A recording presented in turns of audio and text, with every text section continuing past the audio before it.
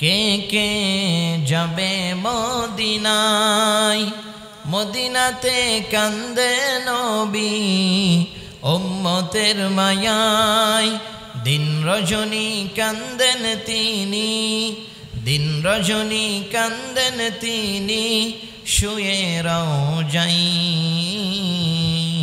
চলো নবীজির জান্নাত মদিনাতে যাই, চলো নবীজির জিয়ারতে মদিনাতে যাই।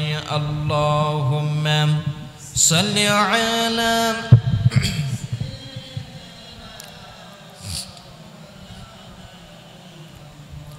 ওয়ালা আলিম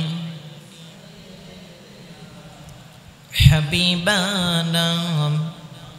আলহামদুলিল্লাহ, ঐতিহ্যবাহী জগন্নাথপুর সোনারপাড়া জামে মসজিদে যে মহান আল্লাহ পাক রব্বুল আলামিন সপ্তাহের শ্রেষ্ঠ দিন জুমার দিনে এই এলাকার মধ্য থেকে, এই গ্রামের মধ্য থেকে, পাড়ার মধ্য থেকে আমাদেরকে বাছাই করে ছাঁটাই করে আল্লাহর ঘর মসজিদে জুমার নামাজ পড়ার জন্য এবং জুমার নামাজের পূর্বে কিছু কোরআন এবং হাদিস থেকে কথা শোনার জন্য যে মহান মনিব আপনাকে আমাকে এখানে আসার এবং বসার সুযোগ করে দিলেন, ধৈর্য এবং মন মানসিকতা দান করলেন, সে রবের প্রতি সিজদা অবনত চিত্তে শুকরিয়া আদায় করছি। পড়ছে আলহামদুলিল্লাহ। আরো আওয়াজ দিয়ে পড়ছে আলহামদুলিল্লাহ। সবাই পড়ে রব্বানা লাকাল হামদ হামদান কাসীরান তাইয়্যিবান মুবারাকান ফি ইয়া রব্বি লাকাল হামদু কামা ইয়ানবাগি লিজালালি ওয়াজহিকা ওয়া আযীমি সুলতানিক। আমরা প্রশংসা আদায় করলাম কার? সব সময় প্রশংসা আদায় করতে হবে কার? সে রবের প্রতি আবারও খুশি হয়ে আরেকবার উচ্চ আওয়াজে উচ্চ কণ্ঠে শুকরিয়া আদায় করছি। পড়ছে আলহামদুলিল্লাহ। দরুদ এবং সালাম বর্ষিত হোক নির্যাতিত মানুষের নবী, বঞ্চিত মানুষের নবী, উম্মায়ে হাসানা, যে নবীজি আল কোরআনের সমাজ ব্যবস্থার উপকার, আমাদের গাইডার, আমাদের রাহাবার। কথা বলেন ঠিক কিনা?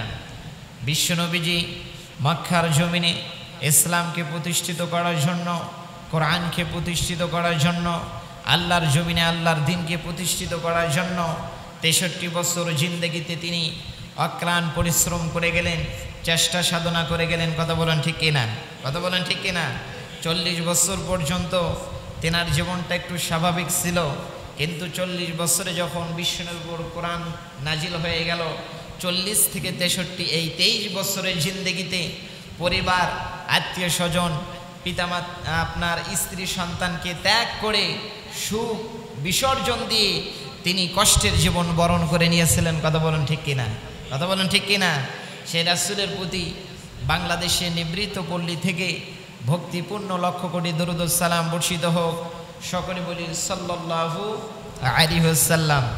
সম্মানিত উপস্থিতি, জানতে চাই আপনারা কেমন আছেন? আলহামদুলিল্লাহ। মুসলমানরা সব সময় ভালো থাকে, ঠিক কিনা বলেন? তারপরেও আমরা দেখতেছি যে এই যে আপনারা হয়তো শুনেছেন, ফেসবুক ইউটিউবে দেখেছেন, ঢাকা বিশ্ববিদ্যালয়ের আপনার সলিমুল্লাহ মুসলিম হলের আপনার 16 বছর পর মসজিদে প্রকাশ্যে আজান দেওয়া হচ্ছে। সুবহানাল্লাহ। আমার ভাইয়েরা, ঢাকার বিশ্ববিদ্যালয়ে আল্লাহু আকবার আওয়াজে বিশ্ববিদ্যালয় মুখরিত হয়ে যাচ্ছে। বিশ্ববিদ্যালয়ে আল্লাহু আকবার আওয়াজের স্লোগান দেওয়া হচ্ছে। কথা বলেন ঠিক কিনা? কথা বলেন ঠিক কিনা? চেয়েছিল আল্লাহর জমিন থেকে আল্লাহু আকবার আওয়াজকে মুছে ফেলার জন্য এই স্লোগানকে রাজাকারের স্লোগান বলা হতো, জঙ্গিবাদের স্লোগান বলা হতো, এই স্লোগান বলা হতো জামাত শিবিরের স্লোগান। কথা বলেন ঠিক কিনা? কিন্তু এটা কি কারো বাপদাদার স্লোগান, কারো নিজের দলের স্লোগান, নিজের তৈরি করা স্লোগান? না। আল্লাহ বলেন রব্বাকা ফাকাব্বির, তোমরা তোমার রবের নামে তাকবীর দাও, তার শ্রেষ্ঠত্ব ঘোষণা করো। কথা বলেন ঠিক কিনা? কথা বলেন ঠিক কিনা? বাংলার জমিনে পদ্মা, মেঘনা, বুড়িগঙ্গা নদী বহল থাকবে যতদিন, এই জমিনে আল্লাহু আকবার আওয়াজ থাকবে ততদিন। কথা বলেন ঠিক কিনা? আগামীকাল পুরো দিগন্তে রক্তিম সূর্য উদিত হওয়া যেমন সত্য, বাংলার জমিনে কিয়ামত পর্যন্ত আল্লাহু আকবার আওয়াজ থাকবে, এটাও তেমন সত্য, কথা বলুন ঠিক কিনা? ঢাকা বিশ্ববিদ্যালয়ে আল্লাহু আকবার আওয়াজের মাধ্যমে প্রমাণ হয়ে যায় ঢাকা বিশ্ববিদ্যালয়, জাহাঙ্গীরনগর বিশ্ববিদ্যালয় সহ বাংলার এমন কোন ইউনিভার্সিটি থাকবে না, বিশ্ববিদ্যালয় থাকবে না, কলেজ থাকবে না, হাই স্কুল থাকবে না, প্রাইমারি মাদ্রাসা থাকবে না, সেই শিক্ষাঙ্গনে শিক্ষা প্রতিষ্ঠানে আল্লাহু আকবার আওয়াজের স্লোগান হবে না, কথা বলুন ঠিক কিনা? কথা বলুন ঠিক কিনা? এর দ্বারা প্রমাণ করে আগামীর বাংলাদেশ টুপিওয়ালাদের বাংলাদেশ, আগামীর বাংলাদেশ ইসলামের বাংলাদেশ, আগামীর বাংলাদেশ আল কোরআনের বাংলাদেশ, কথা বলুন ঠিক কিনা? কথা বলুন ঠিক কিনা? সুতরাং নাস্তিক আর ভারতের দাদা বাবুদের দোসররা যতই ষড়যন্ত্র করুক না কেন, এই জমিন থেকে আল্লাহর দিনকে তারা মুছে ফেলতে পারবে না, কথা বলুন ঠিক কিনা? কথা বলুন ঠিক কিনা? আমার ভাইয়েরা, আমার বন্ধুগণ, অনেকেই বলে যে এটা বাংলাদেশ, এই দেশে শরিয়া আইন চলবে না। অনেক নেতা কিন্তু মুখে এই কথা বলে। আহা, তারপরে কি বলে? বলে যে মৌলবাদ কখনো ক্ষমতায় আসতে পারে নাই, ভবিষ্যতে কখনো আসতে পারবে না। আরে মিয়া, ইসলামের দল করলে, কোরআনের আইন প্রতিষ্ঠিত করলে যদি মৌলবাদ হয়, আর তোমরা মানব রচিত মতবাদ প্রতিষ্ঠিত করার জন্য উঠে ফিরে লেগেছো, ভারতে আর আমেরিকার তাবেদারি করতেছো, এর দ্বারা প্রমাণ হয় তোমরা ভারতের পা চাটা গোলাম, আমেরিকার পা চাটা গোলাম, কথা বলুন ঠিক কিনা? কথা বলুন ঠিক কিনা? এটা ভারত নয়, এটা নেপাল নয়, এটা ভুটান নয়, এটা বাংলাদেশ। এদেশের মানুষ রক্ত দিতে জানে, জীবন দিতে জানে, ইসলামের জন্য, কোরআনের জন্য, আল্লাহর দ্বীনের জন্য মানুষ কারাগারে ঢুকতে জানে, কথা বলুন ঠিক কিনা? কথা বলুন ঠিক কিনা? আল্লাহ তাআলা আমার এই বাংলার জমিনকে ইসলামের জন্য কবুল করে নিক, সকলে আল্লাহুম্মা আমিন, সকলে আল্লাহুম্মা আমিন। সম্মানিত উপস্থিতি, আমি ভূমিকা লম্বা না করে সরাসরি আলোচনায় ঢুকতে চাই।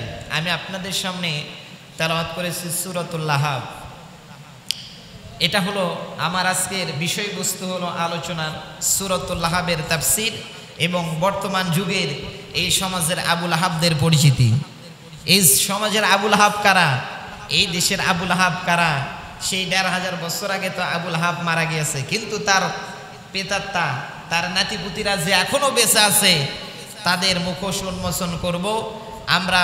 উন্মোচন করে পরিচয় নিয়ে তারপরে বাড়ি ফিরে যাব ইনশাআল্লাহ। আমার ভাইরা, আমি পবিত্র কোরআনুল কারীমের সূরাতুল লাহাব আপনাদের সামনে তেলাওয়াত করেছি।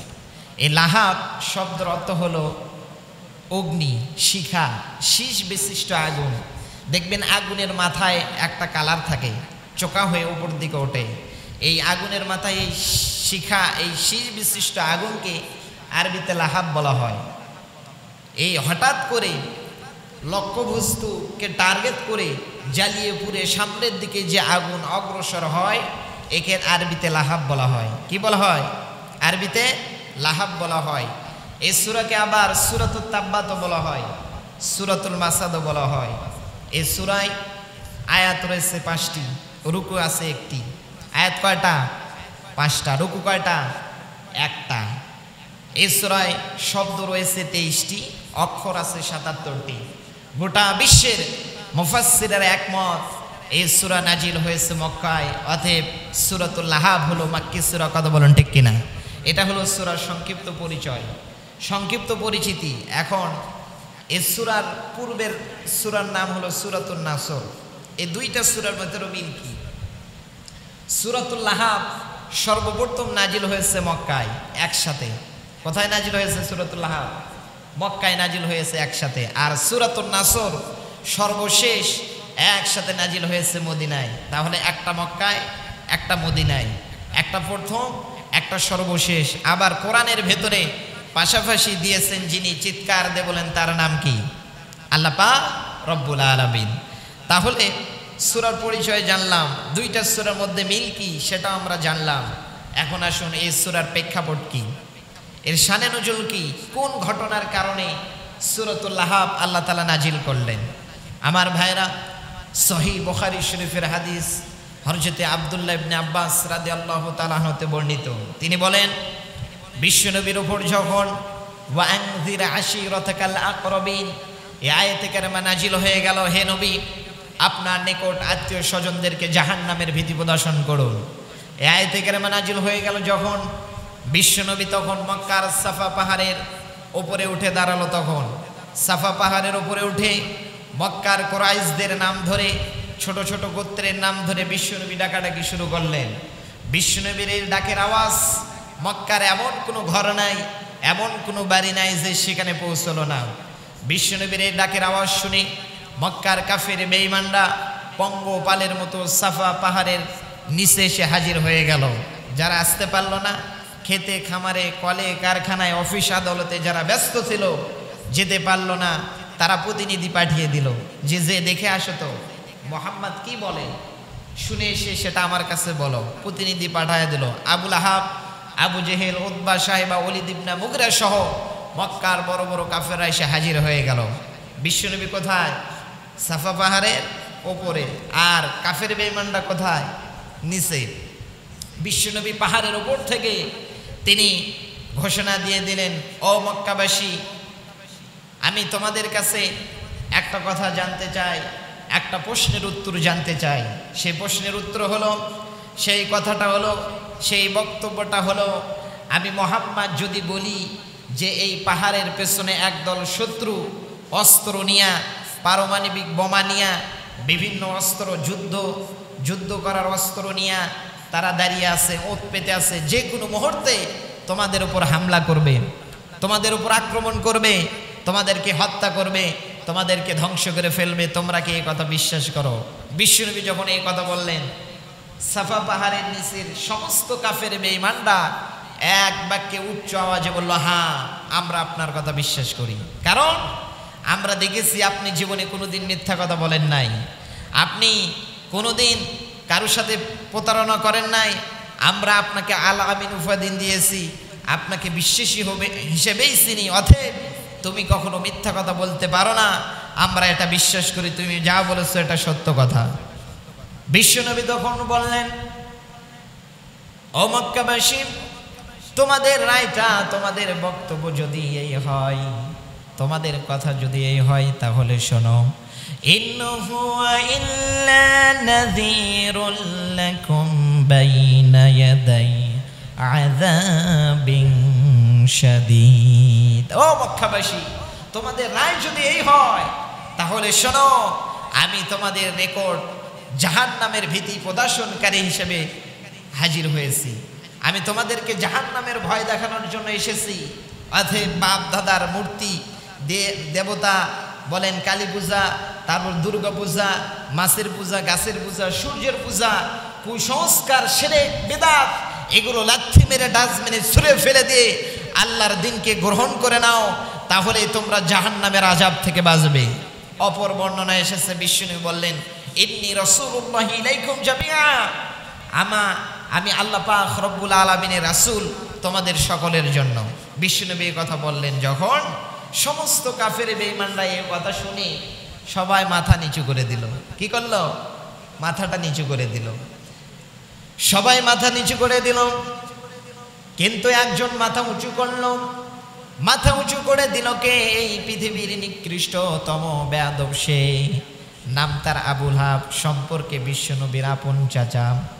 এই মাথাটা উঁচু করে দিয়ে বিশ্বনবীর দিকে চোখ বড় বড় বের করে, হাতের আঙ্গুল উঁচু করে বিশ্বনবীর দিকে লক্ষ্য করে বলতেছে, তাব্বালাকা আলিহাদা জামাতানা, এ মুহাম্মদ, তুই এই জন্য আমাদেরকে এখানে একত্রিত করেছিস, তোর খায়া দেয় কোনো কাম নাই, তোর কোনো কাজ নাই, তুই বাপ দাদার ধর্মকে ত্যাগ করে নতুন ধর্ম গ্রহণ করার জন্য আমাদেরকে এখানে একত্রিত করেছিস, তুই কিভাবে আল্লাহর নবী হতে পারিস?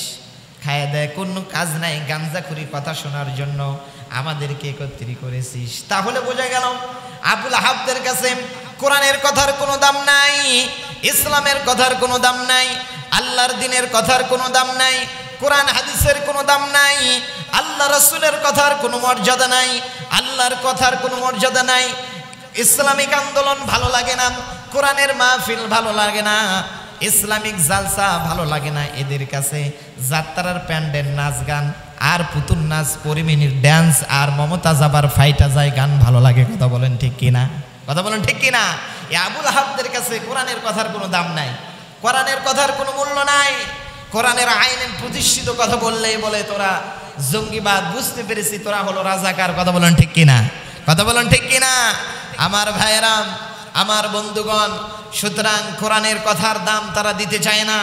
আবুল আহাব যেমন দেয় নাই, বর্তমান যুগের আবুল আহাবরা কোরআনের আইন জমিনে প্রতিষ্ঠিত কথার কথা বললেই, ইসলামিক আন্দোলনের কথা বললেই তারা বিরোধিতা শুরু করে দেয়। কথা বলেন ঠিক কিনা? কথা বলেন ঠিক কিনা? আবুল আহাব বলতেছে তাব্বালাকা আলিহাদা জামাআতানা, এই মোহাম্মদ, এই জন্য তুই আমাদেরকে এখানে ডেকেছিস। অন্য বর্ণনা এসেছে আবুল আহাব হাতের ভেতরে নিয়েছে পাথর, আমারও নবীকে পাথর মারবে, আমারও নবীকে পাথর মারবে। আর আমাদের রব আল্লাহ, তিনি কি আরশে আজিম থেকে বসে থেকে চুপ করে চেয়েছে দেখবেন? হ্যাঁ, আল্লাহ পাক রব্বুল আলামিন বললেন, জিব্রাইল, এই জিব্রাইল, আর করিস না দেরি, তাড়াতাড়ি চলে যা আমার নবীর কাছে।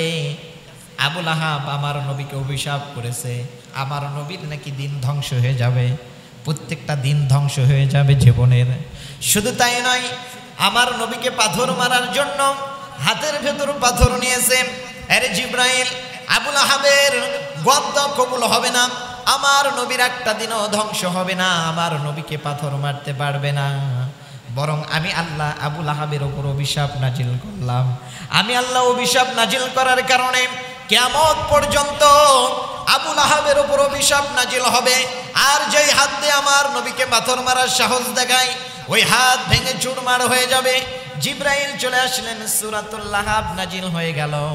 আমার সাথে বলেন, তাব্বাত ইয়াদা আবি লাহাবিন ওয়া তাব মা আগনা আনহু মালুহু ওয়া মা কাসাব সায়াসলা নারান যাতা লাহাব ওয়া ইমরাআতুহু হাম্মালাতাল হাতাব ফি জিদিহা হাবলুম মিন মাসাদ। আল্লাহু আকবার।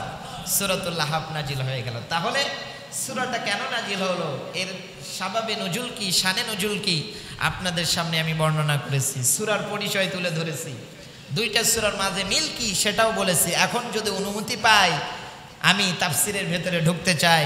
আপনারা অনুমতি দিচ্ছেন তো সবাই? আজকে আমি আপনাদের চোখে আঙ্গুল দিয়ে দেখায় দেব এই সমাজের আবুল আহাব কারা। আবুল আহাবদেরকে আজকে সমাজের মাতব্বর বানিয়েছেন, সমাজের চেয়ারম্যান এমপি বানিয়েছেন, নেতা বানিয়েছেন, মসজিদের সভাপতি, ক্যাশিয়ার, সেক্রেটারির দায়িত্ব বসিয়েছেন। এই আবুল আহাব কারা, এদের মুখোশ আমরা আজকে উন্মোচন করব, বলি ইনশাআল্লাহ। আমার ভাইয়েরা, আল্লাহ বলেন তাব্বাত ইয়াদা আবি লাহাবি ওয়া তাব, তাব্বাত, ধ্বংস হয়ে যাক, নিপাত যাক, ভেঙে চুরমার হয়ে যাক, ইয়াদা আবি লাহাবি ওয়া তাব, আবু লাহাবের দুই হাত ধ্বংস হয়ে যাক। এখন প্রশ্ন হলো, আল্লাহ কি শুধু এই কথা বুঝালেন যে আবু লাহাবের শুধু দুই হাত ধ্বংস হয়ে যায় আর বাদ বাকি শরীর ভালো থাকে? এই কথা কি বুঝেছেন এই আয়াত দ্বারা? না। বিষ্ণু বলেন, যে চোখ আল্লাহর ভয়ে কাঁদে, ওই চোখ কখনো জাহান্নামের আগুনে জ্বলবে না। তাহলে কি চোখ তুলে জান্নাতে দেবে আর গোটা শরীর জাহান্নামে দেবে? এই কথা বলেছেন না। যে চোখ আল্লাহর ভয়ে কাঁদে, সেই চোখ আলা মানুষ জাহান্নামের আগুনে জ্বলবে না। আল্লাহ বলেন তাব্বাত ইয়াদা আবি লাহাবি ওয়া তাব, আবু লাহাবের দুই হাত ধ্বংস হয়ে যাক এবং সে নিজেও ধ্বংস হয়ে যাক। কথা বলেন ঠিক কিনা? কথা বলেন ঠিক কিনা? আমার ভাইয়েরা, আমার বন্ধুগণ, এখানে আরেকটা কথা আছে। আবু লাহাব বিশ্বনবীকে যখন হুমকি দিল, কয় হাত ব্যবহার করেছে? দুই হাত দিয়ে কি হুমকি দেওয়া যায়? আমরা বলি না, এই তুই আমারে চিনিস, এই সাবধান হয়ে কথা বলিস, তোরে যদি একবার আমি বীরগ্রামে পাই তোর পিঠের চামড়া তুলে নেব। কয় হাত ব্যবহার করে? এক হাত ব্যবহার করে। আবার হাতের ভেতরে নিয়েছে পাথর, আমার নবীকে পাথর মারবে, কয় হাত ব্যবহার করেছে? এক হাত। দুই হাত দিয়ে কি পাথর মারা যায়? আপনি কোনো গাছের যদি ফল পাড়তে চান ঢিল দিয়ে, দুই হাত দিয়ে ফিকে মারলে পারা যাবে না। কয় হাত দিয়ে মারা লাগবে? এক হাত। তো আবু লাহাব বিশ্বনবীকে হুমকি দিল এক হাত ব্যবহার করে, আবার বিশ্বনবীকে পাথর মারার সময় ব্যবহার করলো এক হাত। আর আল্লাহ এখানে বললেন যে আবুল আহাবের দুই হাত ধ্বংস হয়ে যাক। আল্লাহকে আবুল আহাবের সঙ্গে তিনি কি আবুল আহাবের সঙ্গে কি তিনি অন্যায় করলেন নাকি? তিনি তো সৃষ্ট বিচারক। আলাইসাল্লাহু বিআহকামিল হাকিমিন। আমার ভাইরা মনে রাখবেন, ডান হাত কোনো কিছু করতে পারে না বাম হাতের সাহায্য সহযোগিতা ছাড়া। আপনি তীর নিক্ষেপ করতে পারবেন না ততক্ষণ, বাম হাত দিয়ে ধনুক ধরবে না যতক্ষণ, ঠিক কিনা বলেন? হ্যাঁ, সুতরাং 90% মুসলমানের দেশে ইসলামিক আন্দোলনের বিরোধিতা করে যারা, কোরআনের বিরোধিতা করে যারা, আলেমদের বিরোধিতা করে যারা, আবুল আহাবের ডান হাত তারা। কথা বলেন ঠিক কিনা? কথা বলেন ঠিক কিনা? আর এদেরকে বিদেশ থেকে, ওপর থেকে, এসি রুমের ভেতরে বসে থেকে, ফোনের মাধ্যমে, টেলিফোনের মাধ্যমে এদেরকে সাপোর্ট দেয় যারা, আবুল আহাবের বাম হাত তারা। কথা বলেন ঠিক কিনা? কথা বলেন ঠিক কিনা? আমার ভাইরা, আমরা জানি মানুষের হাত কিন্তু রূপক অর্থে দুইটা হয়। একটা হলো নিজের হাত, আরেকটা হলো ক্ষমতার হাত, আরেকটা আছে আমরা ইয়ার কি করে বলি, উজু হাত বলি না? তো আমার ভাইরা, আমার বন্ধুগণ, আল্লাহ বলেন, দেখবেন দুইটা লোক অসুস্থ হয়ে গেছে। একটা উদাহরণ দিই এই কথাটা বোঝানোর জন্য। একটা লোক শারীরিকভাবে খুব দুর্বল, অসুস্থ, লাঠি ছাড়া হাঁটতে পারে না, চোখে ঠিক মতো দেখে না। এই লোকটা শারীরিকভাবে দুর্বল কিন্তু প্রশাসনিকভাবে খুব সবল। ডক্টর ইউনুসকে যদি ফোন করে, আর ডক্টর ইউনুসের সাথে যোগাযোগ করতে 5 মিনিটও সময় লাগে না। আরেকটা লোক আছে শারীরিকভাবে সে সবল, অর্থাৎ 10 জনের খাবার একবারে খায়, কিন্তু প্রশাসনিকভাবে দুর্বল। মেম্বার চেয়ারম্যানের কাছেও যেতে ওর 1 বছর সময় লাগে। মেম্বারও যদি ফোন দেয়, ওর ফোন রিসিভ করে না। তাহলে একটা শারীরিকভাবে দুর্বল কিন্তু প্রশাসনিকভাবে সবল, আরেকজন হলো শারীরিকভাবে সবল, প্রশাসনিকভাবে দুর্বল। এই দুইটা লোক রাস্তার মাঝে ঝগড়া বাঁধেছে। এখন এক পর্যায়ে ঝগড়া, যার গায়ে শক্তি সে চিন্তা করলো আমার গায়ে শক্তি আছে, আগে একটা কিল দিই, যা আছে সকালে হবে কাল সকালে। এই চিন্তা করে এই লোকটা দুর্বলক মারছে একটা ঘুষি, লোকটা চিত হয়ে জমিনের উপর পড়ে গেছে। এখন আশেপাশের লোক বলতেছে, মিয়া ক্ষমতা থাকলেই যার তার গায়ে হাত দেওয়া যায় না। তুমি কি জানো এর হাত কত লম্বা? এই হাত কোন হাত বুঝিয়েছেন? কোন হাত? ক্ষমতার হাত, ঠিক কিনা বলেন? তা আমার ভাইরা, আমার বন্ধু, আল্লাহ বলেন, তাব্বাত ইয়াদা আবি লাহাবি ওয়া তাব। আবুল আহাবের নিজের হাত ধ্বংস হয়ে যাক। আবুল আহাব যে ক্ষমতার বলে বলিয়ান হয়ে, যে ক্ষমতার দাপটে আমার নবীকে হুমকি দেওয়ার সাহস দেখায়, আমার নবীকে পাথর মারার সাহস দেখায়, আমার ইসলামের বিরোধিতা করে, আমার কোরআনের বিরোধিতা করে, সেই ক্ষমতার হাত ধ্বংস হয়ে যাক। কথা বলেন ঠিক কিনা? কথা বলেন ঠিক কিনা? যুগে যুগে ক্ষমতার বলে বলিয়ান হয়ে যারা ইসলামের বিরোধিতা করেছে, কোরআনের বিরোধিতা করেছে, আলেমদের বিরোধিতা করেছে, আল্লাহর দ্বীনের বিরোধিতা করেছে, প্রত্যেকটা বাটপারের ক্ষমতার হাত ভেঙে আল্লাহ তাআলা মাটির নিচে দাফন করে দিয়েছে। কথা বলেন ঠিক কিনা? কথা বলেন ঠিক কিনা? আমার ভাইরা, আমার বন্ধুগণ, এই কোন জাতের কাফের রে? আমি অবাক হয়ে যাই। আহা, কোন জাতের কাফের? তার নামে আল্লাহ ডাইরেক্ট সূরা নাজিল করলো। ফেরাউনের নাম আল্লাহ কোরআনে দিয়েছে, কিন্তু তার নামে কোনো সূরা আছে? নাই। নমরুদের নাম আল্লাহ কোরআনে বলেছে, তার নামে সূরা আছে? না। আবু জেহেলের নামে আল্লাহ সূরা কোরআনে বলেছে, কিন্তু তার নামে কোনো সূরা দেয় নাই। ওলীদ ইবনে মুগিরা বিশ্বনবীকে বলেছিল পাগল। আল্লাহ বলেন সূরাতুল কলাম নাজিল করলেন, বলতে বলতে বললেন, ওতুল্লিম বা'দা যালিকা জানিম। ও নবী, আপনাকে পাগল বললো যে অবৈধ সন্তান সে। কথা বলেন ঠিক কিনা? সুতরাং অবৈধ সন্তান যে আপনাকে গালিগালাজ করবে, সে যুগে যুগে যারাই অবৈধ সন্তান আলেমদের গালিগালাজ করা ছাড়া এদের কোনো খায় দেয় কাজ নাই। কথা বলেন ঠিক কিনা? কথা বলেন ঠিক কিনা? আমার ভাইরা, এ কোন জাতের কাফের? আল্লাহ তাআলা ডাইরেক্ট সূরা নাজিল করলেন, নাম তো দিলেনই, আবার ওর নামে সূরাও নাজিল করলেন। আমার ভাইরা, আমি কিতাব ঘেটে, তাফসীর ঘেটে প্রায় বড় বড় 6টা অপরাধ পেয়েছি আবুল আহাবের। কয়টা অপরাধ? 6টা অপরাধ। 1 নম্বর অপরাধ ছিল কোরআনের দাওয়াতে বাধা দেওয়া। কি দেওয়া? কোরআনের দাওয়াতে বাধা দেওয়া। হজের মৌসুমে হাজিরা যখন মক্কায় আসলো, বিশ্বনবী তখন হাজিদের উদ্দেশ্য করে তখন তিনি কোরআনের দাওয়াত দেওয়া শুরু করে দিলেন। বিশ্বনবী বললেন, ও হাজিরা, একটা বার পড়ো লা ইলাহা ইল্লাল্লাহ, আমি মুহাম্মদ কথা দিলাম তোমরাই হয়ে যাবে সফল কাম।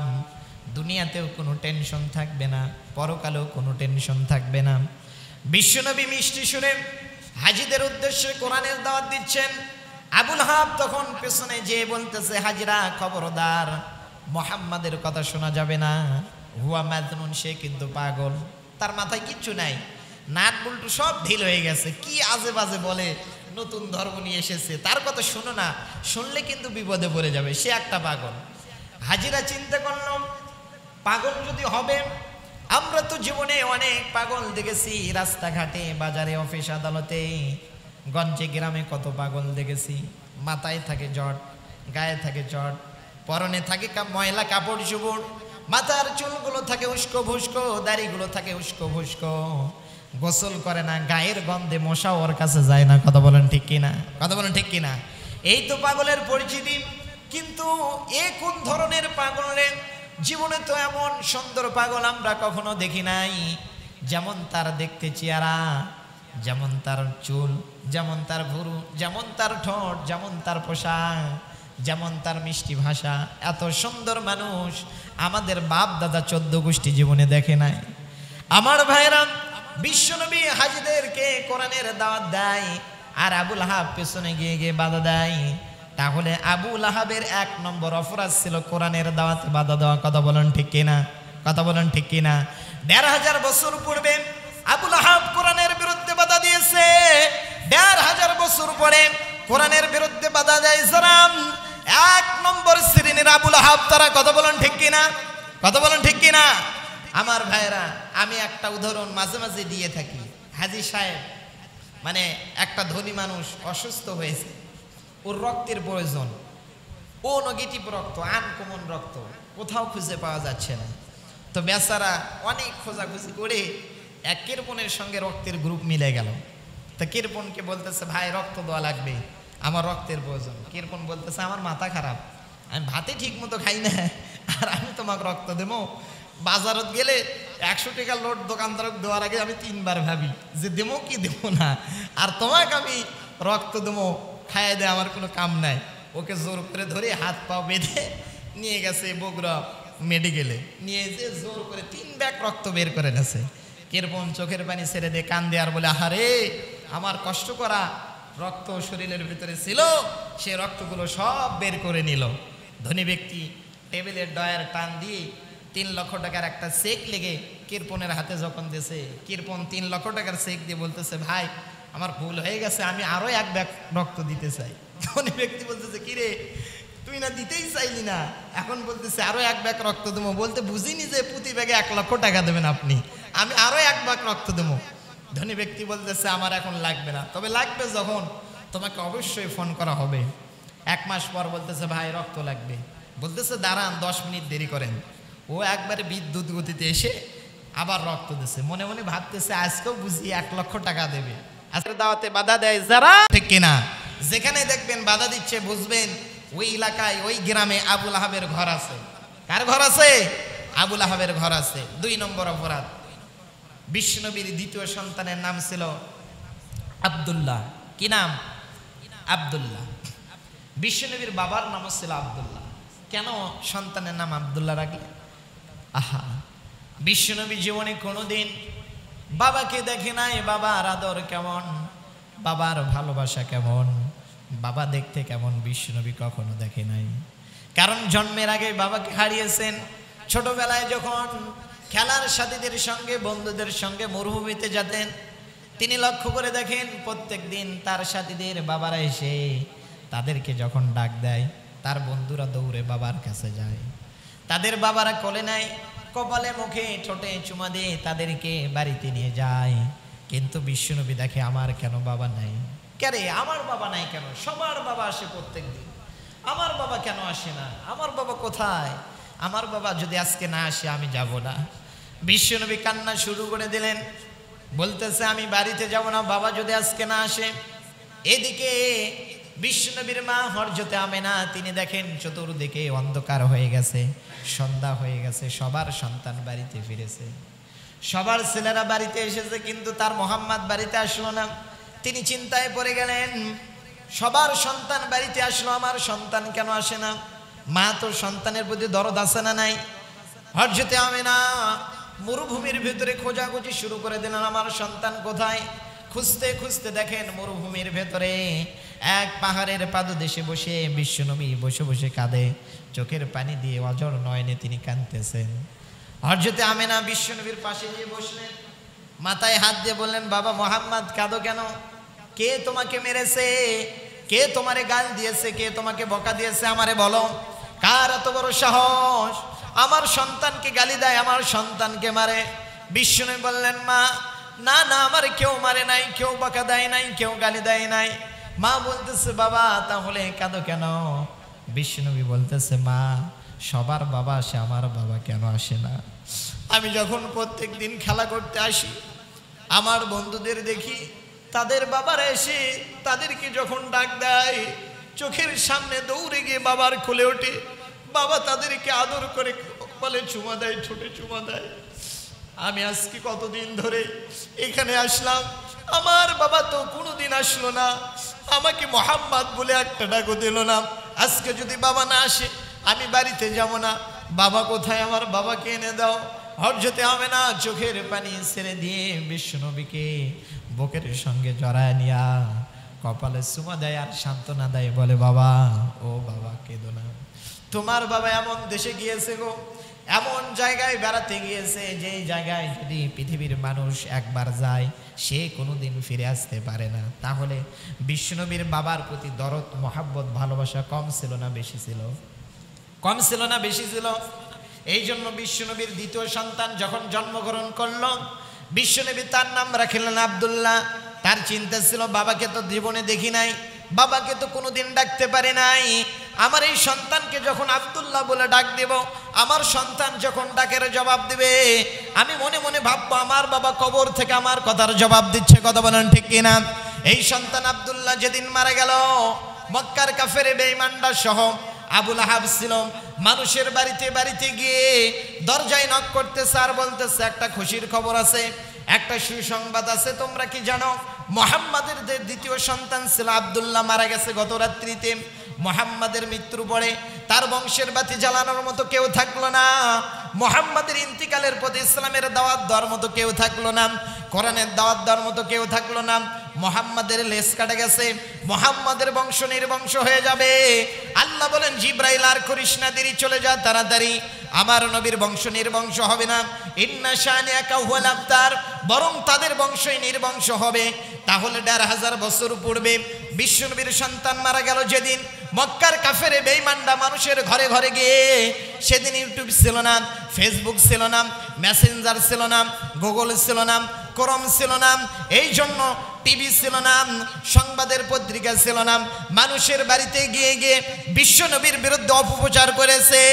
আর আজকে ইউটিউব, ফেসবুক, ইন্টারনেট আর ফেসবুকের ভেতরে নায়েবে নবীর আলেমদের বিরুদ্ধে অপপ্রচার করে যারা, আলেমদের বিরুদ্ধে মিথ্যা কথা ছড়ায় যারা, এই জাতির দ্বিতীয় শ্রেণীর আবু লাহাব তারা। কথা বলেন ঠিক কিনা? কথা বলেন ঠিক কিনা? তত্ত্ব সন্ত্রাসী করে যারা, এই সমাজের দ্বিতীয় শ্রেণীর আবু লাহাব তারা। কথা বলেন ঠিক কিনা? কথা বলেন ঠিক কিনা?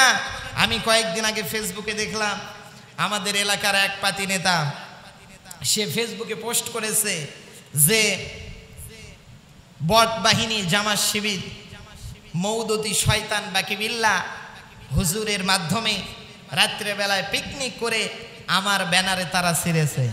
মিথ্যা কথা ফেসবুকে লিখে একজন আলেমের বিরুদ্ধে মিথ্যা দোষারোপ করে অকথ্য ভাষায় গালিগালাজ করে ফেসবুকে পোস্ট করেছে।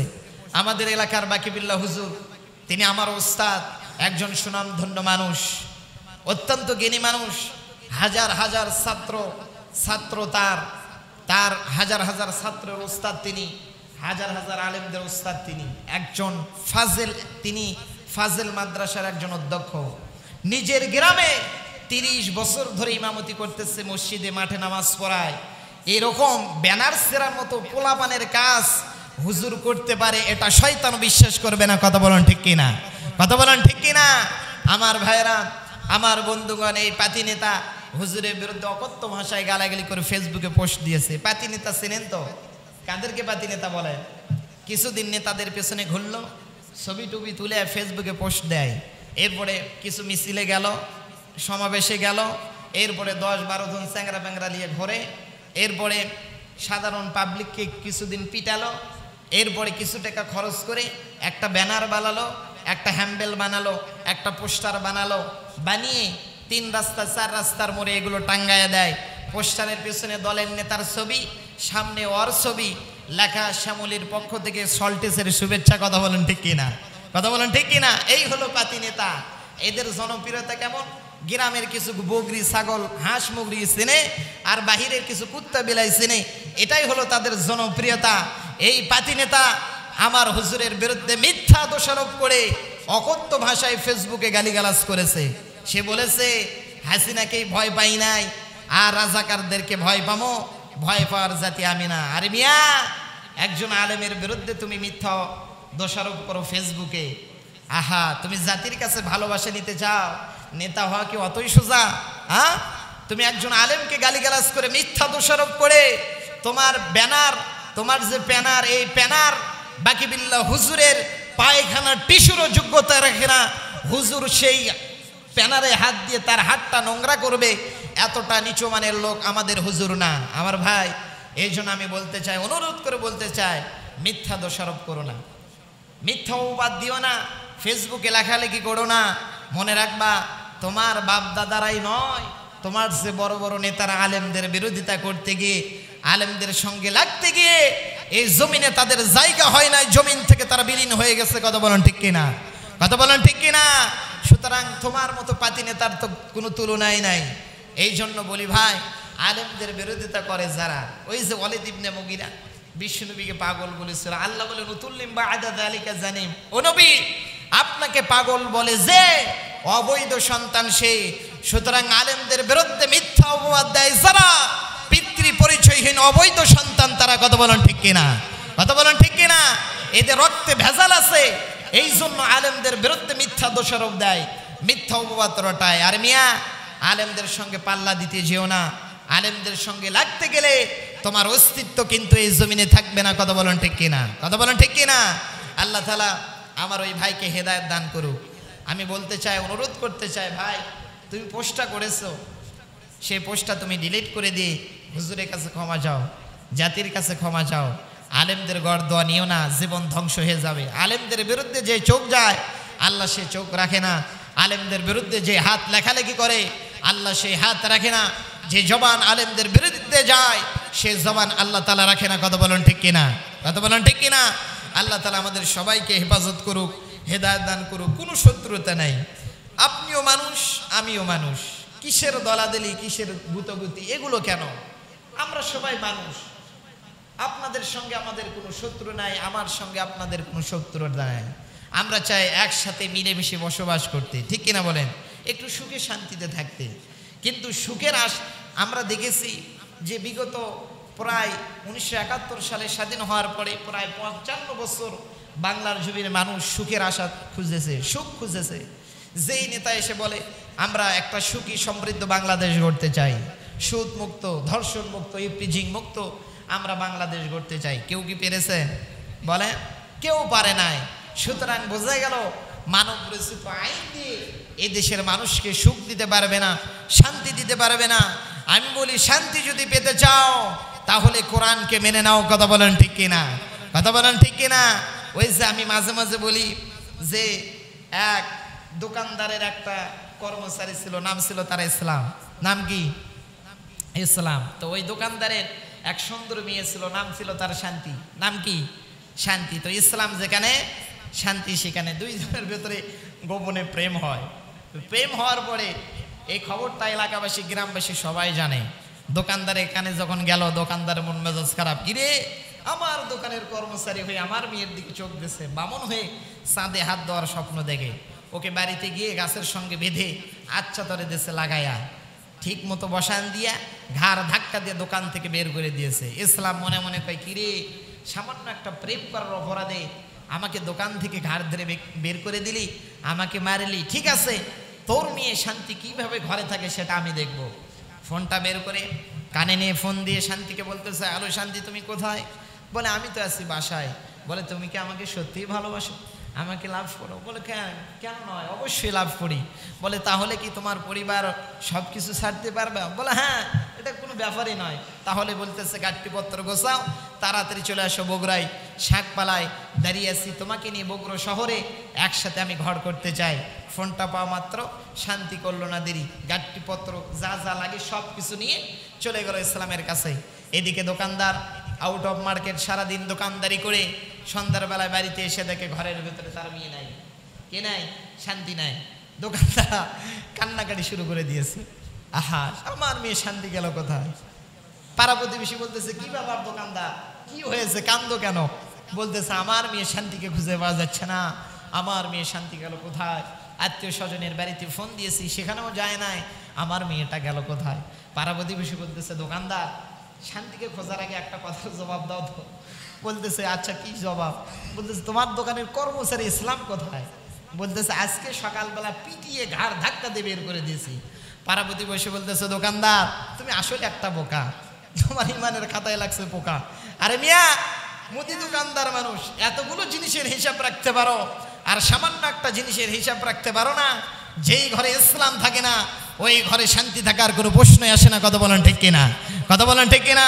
আজকে ইসলাম আছে আমাদের টুপিতে, ইসলাম আছে আমাদের দাড়িতে, ইসলাম আছে আমাদের পাগড়িতে, ইসলাম আছে আমাদের জুব্বায়, ইসলাম আছে এই মসজিদের ভেতরে, ইসলাম আছে খানকার ভেতরে। আল্লাহর এই কোরআনকে মসজিদের চার দেওয়ালের মাঝে বন্দী করে রাখা হয়েছে। যেই ভূখণ্ডে হুকুম আহকাম রীতিনীতি আর আইন কানুনের ভেতরে ইসলাম থাকে না, ওই ভূখণ্ডে শান্তি থাকার কোনো প্রশ্নই আসে না। কথা বলেন ঠিক কিনা? কথা বলেন ঠিক কিনা? শান্তি যদি পেতে চাও ইসলামকে আজকে ঘরের ভেতরে ঢোকাও। আমেরিকা শান্তির বাণী বলি দেয়, রাশিয়া শান্তির জন্য মানুষকে বলে বলি দেয়, এরপরে কানাডা বলেন, অস্ট্রেলিয়া বলেন, ইংল্যান্ড বলেন, ভারত মানুষদেরকে শান্তির পথ দেখানোর জন্য তারা বড় বড় বলি দেয়। বাংলাদেশের পাবলিকও কিছু পাতি নেতা, কিছু ভারতের দাবেদারি দালাল, বারামন্দের দালাল, তারাও বাংলার মানুষদেরকে শান্তি দিতে চায়। আমি বলি ভাই, মানব রচিত আইন দিয়ে শান্তি দেওয়া যাবে না। অতীতে কেউ পারে নাই, বর্তমানেও পারবে না, ভবিষ্যতেও পারবে না। শান্তি যদি মানুষদেরকে দিতে চাও আল কোরআন মেনে নাও, আল্লাহর ইসলামকে ঘরের ভেতরে ঢোকাও, শান্তির বাতাস পথ করে বইবে। কথা বলেন ঠিক কিনা? কথা বলেন ঠিক কিনা? সুতরাং আমরা তো সবাই শান্তি চাই, চাই কি চাই না? কারা কারা শান্তি চান একটু হাত তুলে আমার আল্লাহকে দেখায় দেয়। তাহলে শান্তি চাইলে কার কাছে যেতে হবে? কোরআনের কাছে যেতে হবে। এই কোরআন ছাড়া কেউ শান্তি দিতে পারবে? আল্লাহর ইসলাম ছাড়া শান্তি দিতে পারবে? সমাধান চাও যদি জীবনে মরণে, ফিরে যাও খুঁজে নাও চোখ রাখো কোরআনে। সমাধান চাও যদি জীবনে মরণে, ফিরে যাও খুঁজে নাও চোখ রাখো কোরআনে। ঠিক কিনা বলেন?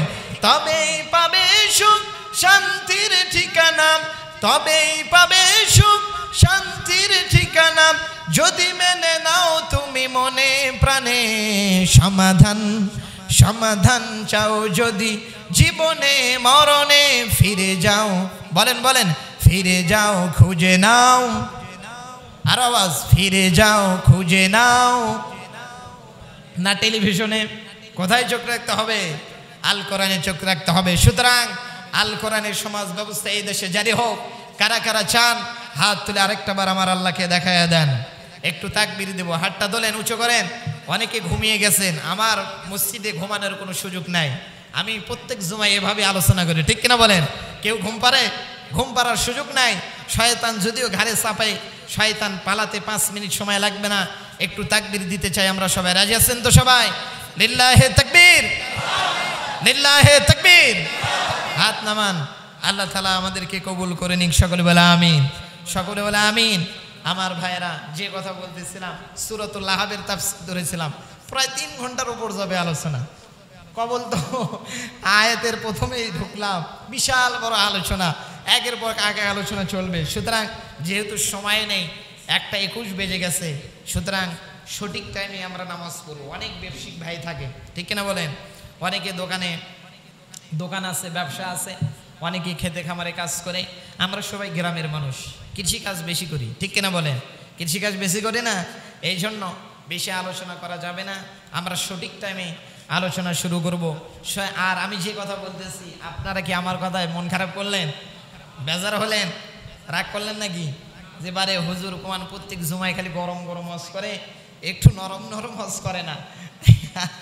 আমার ভাই গরম নরমের দিন শেষ, তেলতেলা বক্তৃতা দিয়ে ইমামতি করা যাবে না, ঠিক কিনা বলেন? হক কথা বলতে হবে। হক কথা যদি না বলেন এই জাতির মানুষ পরিবর্তন হবে না। ওয়াজ তো সবাই জানি, সবারই মুখস্থি। ফোনে ভালো ভালো, আমি তো সুটকে ফাটকে হুজুর কবল ইলমের দরজায় পা দিয়েছি। বড় বড় হুজুরদের ওয়াজ ফেসবুকে, ইন্টারনেটে, ইউটিউবে সার্চ দেওয়ার সাথে চলে আসে। এমনও আছে যে বাথরুমে যায় তাও ওয়াজ শুনে, মোবাইল পকেটও ওয়াজ বাজিচ্ছে, উনি আরামসে বাথরুম করিচ্ছে, টেনশনই নাই, ঠিক কিনা বলেন? আমি দেখেছি। আবার অনেকে আছে মোবাইল করতে করতে পেশাব করতে বসতে ফোন দিয়ে বলতেছে, হ্যালো তুমি কোথায়? আসলে জানে না প্রসাবের সময় কে ফোন দিয়ে কথা বলা লাগে, একটু তো বলতে হয় ভাই একটু পেশাব করি তারপরে কথা বলি। এরকম আছে না নাই?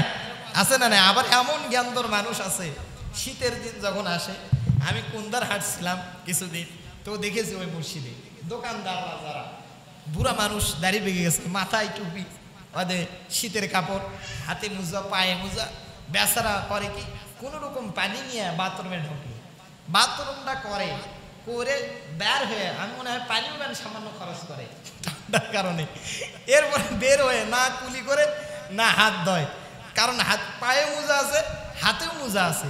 আমি মনে করলাম ওই যখন মনে হয় পানি ব্যবহার করতে হয় সামান্য মনে হয় কুলে আবার লাগে দেয়, আবার যে বসে জিলাপি ভাজতেছে, লোকজন খাচ্ছে, আহা সদার দোকানে বসে থাকে, ওই হাত দিয়ে সদা দিচ্ছে, পাবলিক খেলে আরামসে খাচ্ছে। আমি বলতেছি পাবলিককে যদি একটা বার এখানে নিয়ে যাওয়া হয়, আমার মনে হয় এই বাজারের বেচাকেনা অর্ধেক বন্ধ হয়ে যাবে। কথা বলেন ঠিক কিনা? কথা বলেন ঠিক কিনা? এরকম লোক আছে না নাই? আছে না নাই? আমার ভাইরা, আত্মহুরু শাতরুল ইমান, পবিত্রতা হলো ইমানের অঙ্গ। পবিত্রতাই যদি না থাকে তাহলে আর ইমান কোথায় থেকে থাকবে? কথা বলেন ঠিক কিনা? কথা বলেন ঠিক কিনা? আমার ভাইরা, আল্লাহ তাআলা আমাদেরকে সঠিক বুঝ দান করুক, সঠিক জ্ঞান দান করুক। আমি আর সময় বাড়াবো না, সংক্ষিপ্তভাবে এলোমেলোভাবে যা কথা বললাম, আল্লাহ তাআলা আমাদেরকে আপনাদেরকে আমল করা তৌফিক দান করুক। সকলে বলেন আল্লাহুম্মা আমিন। সকলে বলেন আল্লাহুম্মা আমিন। আমার জন্য দোয়া করবেন। আমি ইলমের দরজায় পা দিয়েছি, ছাত্র মানুষ নতুনই শুরু করেছে। আমার জুমার বয়স হচ্ছে এখানে কয় বছর, কয় মাস হবে? 7-8 মাস। আর আগে এক জায়গায় করেছি 1 বছর। এই 2 বছর আমার আলোচনার বয়স, মাত্র 2 বছর। তো আমি ছাত্র মানুষ, তারপরও ভাঙ্গাচুরো কণ্ঠে এলোমেলোভাবে হয়তো গোছালোভাবে বলতে পারি না। যেহেতু একটা যদি ভালো পর্যায়ে যেতে চান, ভারী ভার্সন মানে ভালো একটা যদি বক্তাও হতে চান, মিনিমাম 10 থেকে 20 বছর সময় লাগে, ঠিক কিনা বলেন? তারপরে সে চাঙ্গা হয়ে ওঠে। তা আমি ছোটো মানুষ, এলোমেলোভাবে আপনাদের সামনে কথা বলি, নিত্য নতুন কথা তুলে ধরার চেষ্টা করি। আমার জন্য দোয়া করবেন, আল্লাহ তাআলা যেন আমার কণ্ঠকে গোটা বাংলাদেশের প্রত্যেকটা ঘরে ঘরে মানুষদেরকে যেন কোরআনের দাওয়াত দিতে পারি, গোটা বিশ্বে যেন কোরআনের দাওয়াত দিতে পারি, আল্লাহ যেন কবুল করে নেয়। দোয়া করবেন তো সবাই? দোয়া করবেন তো আমার ভাইরা? হয়তো বা একদিন আল্লাহ তাআলা আপনাদের দোয়ায়, আল্লাহর তাআলার রহমতে, পিতামাতার রহমতে একদিন আল্লাহ হয়তো অনেক বড় বানাতে পারে, ঠিক কিনা বলেন? এই জন্য দোয়া করবেন। কোনো অহংকার নাই, আমি ছোট মানুষ, এলেমের কোনো যোগ্যতা নাই, আপনাদের জুতার পরিমাণ সমতুল্য যোগ্যতা আমার নাই, ছোট মানুষ, কোনো কিছু মনে করবেন না বিরাট কিছু। আসবেন, নামাজ শেষে অনেকেই চলে যায়, দেখা সাক্ষাৎ হলে কথা বলবেন, ভালো লাগে, আন্তরিকতা, এটাই মহব্বত, ঠিক কিনা বলেন? কিন্তু অনেকে আছে, অনেক আলেম দেখেছি, আমারই অনেক পরিচিত আলেম দেখেছি, 2-3টা যদি মাহফিলে দাওয়াত পায়, ওকে সালাম দিলে আর কথাও বলে না, তাকায়ও দেখে না কে বলতেছে। আমি এক জায়গায় গিয়েছিলাম, উপর দিয়ে আমি ফোন দিয়ে বললাম, ভাই একটু যাব আপনার সাথে দেখা করবো, ওয়াজ শুনবো। গেলাম, ও মা কোনো পরিচয়ই দিল না, মনে হয় চেনেই না। খুব খারাপ লাগলো, কারণ মানুষ যখন একটু বড় পদে যায় তারা চেনে না। আরে মিয়া, তুমি অবহেলা করো কেন? কাকে অবহেলা করো? কোনো মানুষকে অবহেলা করা যাবে না। সে যদি একটা মুসিও হয়, জুতো সেলাই করে সামান্য, মনে রাখবা, আমি একবার আমার জুতো ছিঁড়ে গেছিল, টাকা ছিল না পকেটে, নিজে চেষ্টা করলাম, সেলাই করতে পারিনি। পরে একজনের থেকে 10টা টাকা ধার নিয়ে মুসির কাছে যে সেলাই করলাম। আমার ভাবলাম, আল্লাহ, এই মুসি যদি না থাকতো তাহলে গরিব অসহায় যাদের টাকা ছিল না, এরা জুতা কীভাবে পড়তো? আহা, এই জন্য কোনো মুসি হোক, ভ্যান চালক হোক, রিক্সা চালক হোক, কখনো অবহেলা করবে না। ওয়ালাকাত কাররামনা বানি আদম, প্রত্যেকটা বনি আদম সন্তানকে আল্লাহ সম্মান দিয়েছে। মারা গেলে মুসিও যা, আপনিও তাই, প্রধানমন্ত্রী তাই, ওখানে কারো বেন নাই। কথা বলেন ঠিক কিনা? আল্লাহ তাআলা আমাদেরকে অহংকার মুক্ত জীবন গঠন করা তৌফিক দান করুক। সকলে আল্লাহুম্মা আমিন। আমি আর কথা বাড়াবো না, সকলের সুস্বাস্থ্য কামনা করে, দীর্ঘায়ু কামনা করে আমি এখানে ইতি টানছি। ওয়া মা তাওফিক ইল্লা বিল্লাহ। আলাইহি তাওয়াক্কালতু ওয়া ইলাইহি উনীব। আসসালামু আলাইকুম ওয়া রাহমাতুল্লাহ। আমরা যারা সুন্নাত পড়িনি সুন্নাত নামাজ পড়ে নিই।